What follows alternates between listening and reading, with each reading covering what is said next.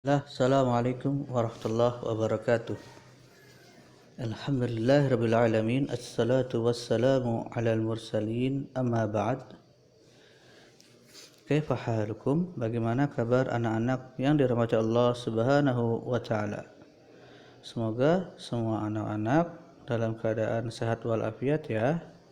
Dan jangan lupa untuk selalu berdoa untuk kedua orang tua kita dan juga untuk seluruh kaum muslimin, terutama agar Allah segera mengangkat wabah COVID-19 ini.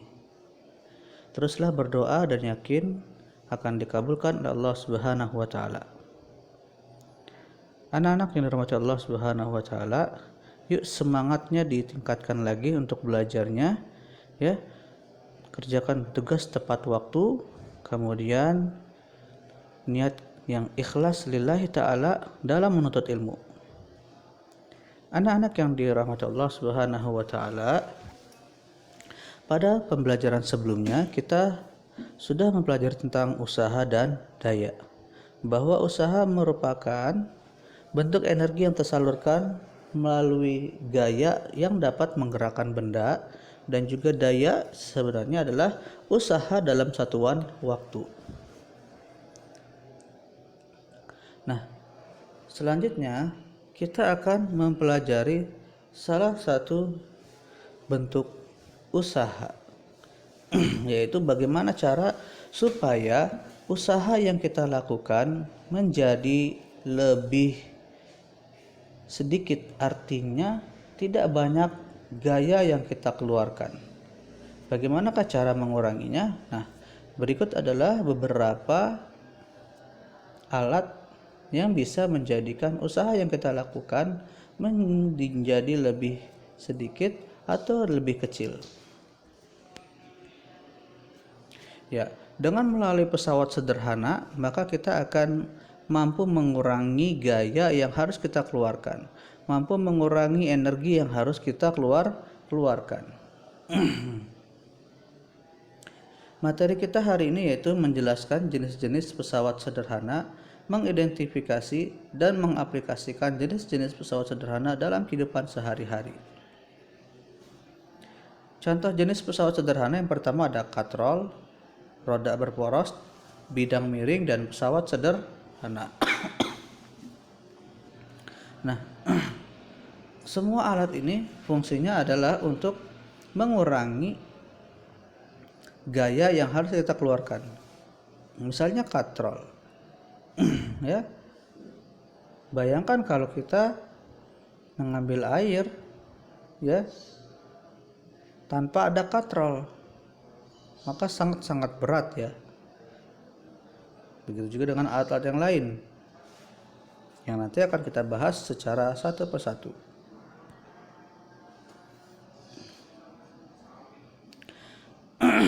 Nah, katrol ini mungkin bisa dibayangkan nanti bentuknya seperti kalau di perkampungan dahulu ada orang yang mengambil air melalui sumur.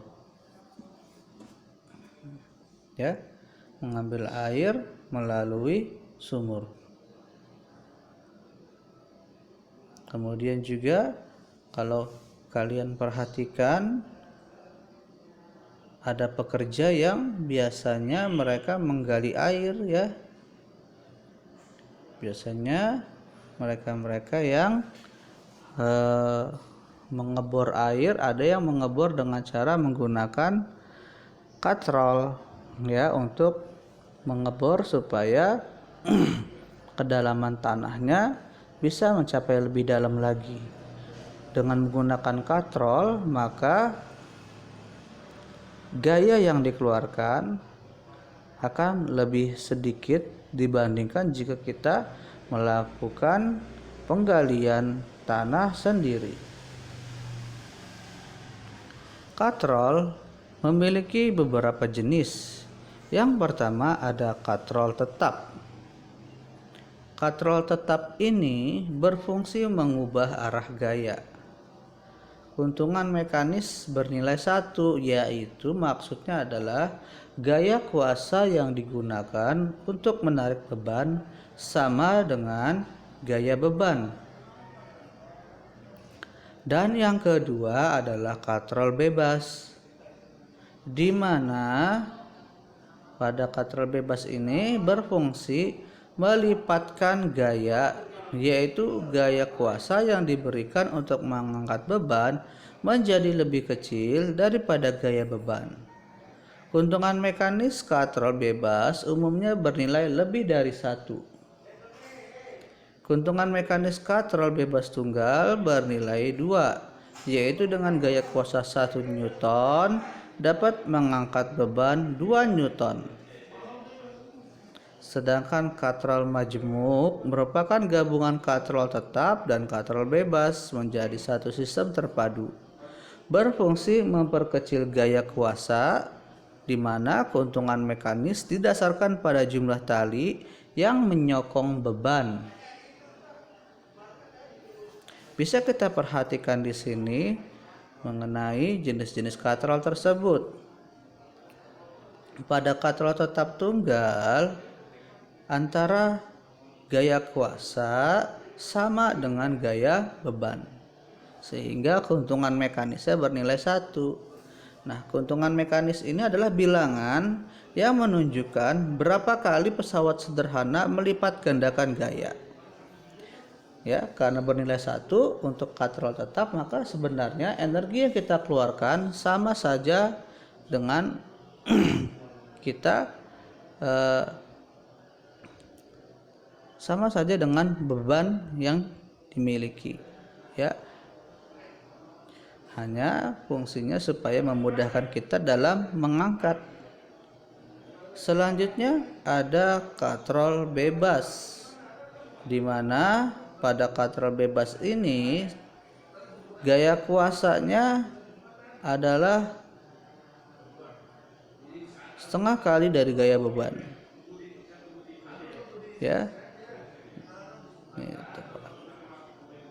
Sehingga dengan 1 Newton, ya, kita bisa mengangkat beban sebesar 2 Newton. Dan gaya katrol majemuk, di sini kita bisa hitung talinya. Yang dihitung adalah tali yang sebelum berhubungan dengan gaya kuasa. Ya, di sini ada 2 tali, ya, yang di bagian kanan dan yang sama yang tengah, ya. Yang kanan dan yang tengah itu yang dihitung sebagai keuntungan mekanis dari katrol majemuk, ya. Jadi kalau yang langsung dengan gaya kuasa itu tidak dihitung begitu. Jadi katrolnya adalah yang berhubungan dengan beban. Selanjutnya roda berporos.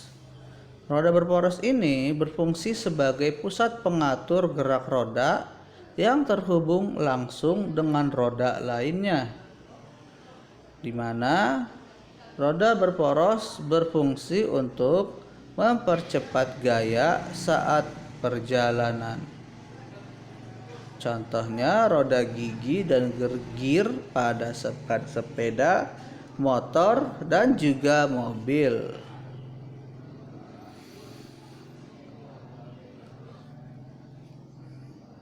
Berikut adalah contoh roda gigi pada sepeda motor.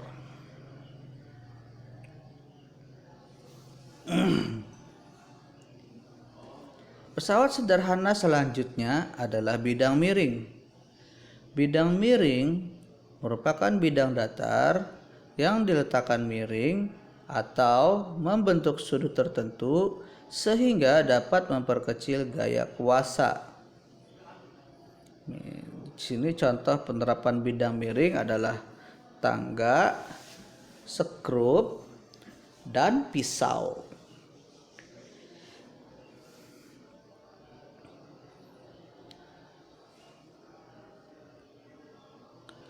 Cara menghitung keuntungan mekanis bidang miring yaitu dengan membagi antara gaya beban dan gaya kuasa. Ini terbalik ya, yang benar adalah membagi gaya beban dengan gaya kuasa.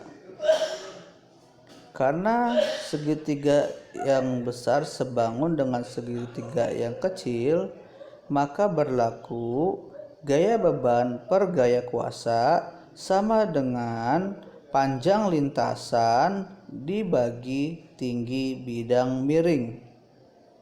Bisa kita perhatikan di situ antara panjang bidang miring sebangun dengan gaya kuasa. Sedangkan panjang bidang miring sebanding dengan gaya beban, sedangkan tinggi bidang miring sebangun dengan gaya kuasa. Ya, antara panjang bidang miring dan juga gaya beban sama-sama sebagai bidang miringnya atau sisi miring. Sedangkan tinggi bidang miring dan gaya kuasa sama-sama sebagai sisi tinggi. Bisa kalian perhatikan pada gambar tersebut.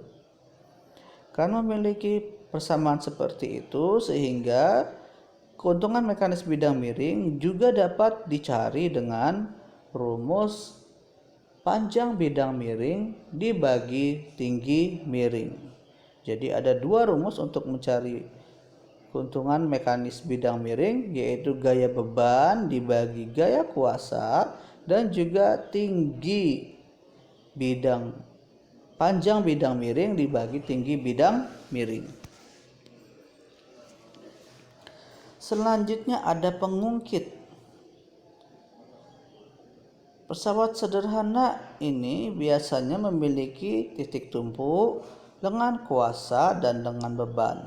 Contoh: gunting, linggis, jungkat-jungkit, pembuka botol, pemecah biji kenari, sekop, koper, pinset, dan sebagainya.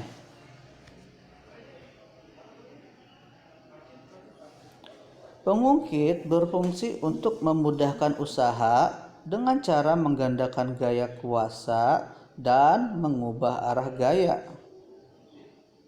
Menghitung keuntungan mekanis dapat mengetahui besar gaya yang dilipat gandakan pengungkit. Rumus keuntungan mekanis yaitu lengan kuasa dibagi lengan beban. Dan karena syarat keseimbangan tuas itu adalah gaya beban dikali lengan beban sama dengan gaya kuasa dikali lengan kuasa, maka berlaku keuntungan mekanis yaitu gaya beban dibagi gaya kuasa sama dengan lengan kuasa dibagi lengan beban. Dengan keterangan KM itu keuntungan mekanis, FB adalah gaya beban, FK gaya kuasa, LK lengan kuasa, dan LB adalah lengan beban. Nah, di sini ada keterangan mengenai apa itu lengan beban dan juga lengan kuasa. Lengan beban merupakan panjang lengan dari titik tumpu sampai ke titik bekerjanya gaya beban, yaitu dari tengah. Ya, dari titik tumpu kita bisa cari berapa nilainya dari titik tumpu ke lengan beban. Kemudian lengan kuasa adalah panjang lengan dari titik tumpu sampai ke titik bekerjanya gaya kuasa. Pada umumnya untuk lengan beban ditandai dengan adanya benda atau beban pada bagian lengan tersebut. Sedangkan bagian lengan kuasa ditandai dengan adanya kuasa ataupun gaya yang akan kita berikan. Berikut adalah jenis-jenis pengungkit. Yang pertama, ada jenis pengungkit jenis pertama. Contohnya adalah gunting dan juga jungkat-jungkit. Di mana konsep pengungkit jenis pertama ini titik tumpu berada di tengah. Ya, titik tumpu yang ada di tengah. Jadi kalau tumpunya di tengah maka itu jenis pertama, di mana lengan kuasa dan gaya beban bisa saja saling bergantian ada di kanan kiri atau kiri kanan. Sedangkan pengungkit jenis kedua yaitu gaya beban berada di tengah, sedangkan gaya kuasa dan tumpu bisa bergantian kiri dan kanan. Jadi yang bisa kita jadikan patokan adalah yang bagian tengah. Jenis kedua, gaya bebannya di tengah, sedangkan jenis ketiga, gaya kuasanya ada di bagian tengah. Contohnya adalah pinset. Untuk jenis kedua, contohnya di sini ada pembuka botol. Nah, nanti selanjutnya kalian harus bisa mengidentifikasi ya, apakah peralatan yang ada di rumah kalian merupakan pengungkit jenis pertama, ataukah pengungkit jenis kedua atau jenis ketiga. Selanjutnya kita akan belajar contoh soal perhitungan pada pesawat sederhana. Di mana di sini ada seorang anak sedang mengungkit batu seperti terlihat pada gambar berikut. Di mana titik tumpunya itu ditandai dengan warna kuning. Jadi lengan bebannya yaitu dari titik tumpu ke beban 20 cm. Dan lengan kuasa itu dari titik tumpu menuju ke kuasa 180 cm, dan beban atau W adalah 360 Newton. Jadi beban terkadang dilambangkan dengan W, tidak hanya dengan gaya beban atau FB. Yang ditanyakan adalah gaya kuasa atau FK. Maka kita bisa jawab W per F sama dengan LK per LB. Ya, ini sudah sebelumnya tadi sudah ada ya, FB per FK atau di sini W per F ya, LK per LB. Maka kemudian W-nya ada 360 Newton per F sama dengan 180 per 20.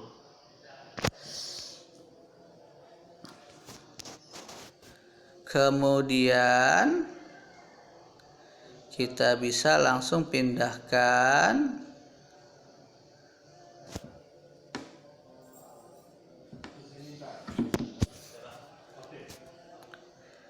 (180) dikali F jadi 180 F, kemudian 360 dikali 20 jadi 72.000, kemudian 180 membagi 7.200 ya menjadi 40 Newton. Ini ada satu proses yang hilang ya, yaitu 180 F sama dengan 7.200 Newton, maka F sama dengan 7.200 Newton dibagi 180 ya. Mudah-mudahan anak-anak bisa tetap mengerti ya. Selanjutnya bisa kita lihat di sini, perhatikan gambar bidang miring berikut. Di sini kita lihat gaya beban itu ke arah bawah adalah 150 Newton. Kemudian alas bidang miring 4 meter, kemudian tinggi bidang miring 3 meter. Nah, ditanyakan adalah F-nya atau gaya kuasa. Maka untuk mencarinya kita membutuhkan panjang bidang miringnya. Dan karena ini membentuk segitiga siku-siku, maka kita bisa menggunakan teorema Pythagoras untuk mencari bidang miring, yaitu dengan cara mengkuadratkan kedua bilangan 4 kuadrat ditambah 3 kuadrat, kemudian dikasih bentuk akar. 4 kuadrat itu 16, 3 kuadrat adalah 9, dijumlahkan sama dengan 25, dan akar dari 25 adalah 5 meter. Berarti panjang bidang miring adalah 5 meter. Nah, setelah kita mendapatkan panjang bidang miring, baru kita bisa masukkan rumus W per F atau FB per FK sama dengan S per H atau L per H. Sama saja ya untuk lambangnya. Maka selanjutnya 150 kita masukkan itu dari W per F sama dengan 5 per 3, di mana tadi panjang bidang miring 5 dan tingginya adalah 3. Setelah itu kita kalikan silang, kemudian kita pindahkan, di mana 150 kali 3 dibagi 5. 150 kali 3 450, 450 dibagi 5 adalah 90. Jadi besar gaya F adalah 90 Newton. Contoh soal berikutnya berkaitan dengan katrol majemuk. Perhatikan gambar berikut. Berapakah besar beban yang ditarik oleh katrol majemuk di atas? Bisa kita perhatikan di sini, keuntungan mekanisnya adalah 4. Kenapa? Karena jumlah talinya ada 4. Jadi jumlah talinya itu dihitung yang berkaitan dengan penyokong beban. Itu ada sebelah kiri ya yang panjang 1, kemudian kita berurutan 2, kemudian yang agak miring 3, dan yang bagian luarnya ada yang keempat. Adapun yang 8 Newton itu sebagai gaya kuasa, tidak kita hitung. Maka di sini keuntungan mekanisnya adalah 4. Dan F atau gaya kuasa 8 Newton. Ditanyakan bebannya yaitu W. Maka keuntungan mekanisnya sama dengan FB per FK. Keuntungan mekanis KM diganti 4, kemudian sama dengan FB per 8 karena F-nya adalah 8. Kemudian 8-nya pindah ruas ke sebelah kiri jadi 4 kali 8 sama dengan FB. Maka FB sama dengan 32 Newton. Mudah-mudahan anak-anak mengerti ya. Selanjutnya contoh soal yang terakhir. Perhatikan gambar berikut. Bisa kita perhatikan di sini panjang bidang miring adalah 15 meter. Yaitu yang bidang miring ya. Kemudian tinggi bidang miring adalah 3 meter. Ditanyakan keuntungan mekanis bidang miring, maka tinggal kita masukkan rumusnya adalah KM sama dengan S per H, di mana S panjang bidang miring 15 meter dan H adalah tinggi bidang meter 3. Maka 15 dibagi 3 sama dengan 5. Artinya di sini bahwa dengan adanya bidang miring ini, maka kita bisa melipat gandakan gaya menjadi 5 kali. Ya, menjadi 5 kali. Kita bisa mengurangi gaya yang harus kita keluarkan sebanyak 5 kali. Nah, mudah-mudahan anak-anak semuanya mengerti materi kita pada hari ini. Jika masih ada materi yang belum dipahami mengenai jenis-jenis pesawat sederhana, yaitu katrol, roda berporos, bidang miring, dan pengungkit, silakan ditanyakan melalui WA pribadi atau melalui kolom komentar YouTube. Dan jangan lupa untuk absen di kolom komentar YouTube nama spasi hadir ya, nama spasi hadir.